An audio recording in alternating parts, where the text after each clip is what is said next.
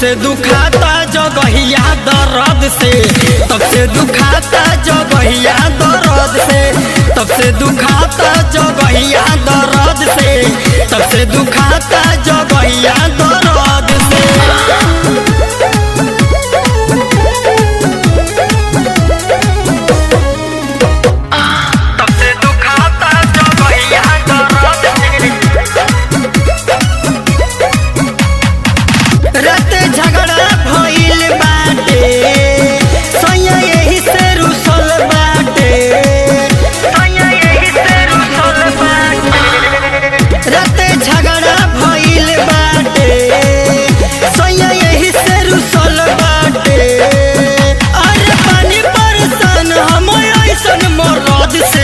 तब से दुखाता जगहिया दर्द से, तब से दुखाता जगहिया दर्द से, तब से दुखाता जगहिया दर्द से, तब से दुखाता जगहिया दर्द से।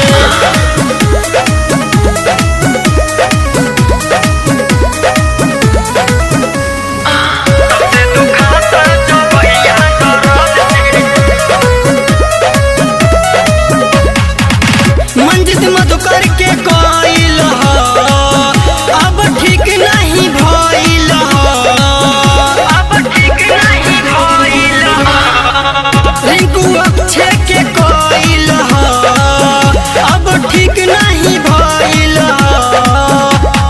और रजई है कहब हम लिपट के, तब से दुखाता जगहिया दर्द से, तब से दुखाता जगहिया दर्द से, तब से दुखाता जगहिया दर्द से, तब से दुखाता जगहिया दर्द से।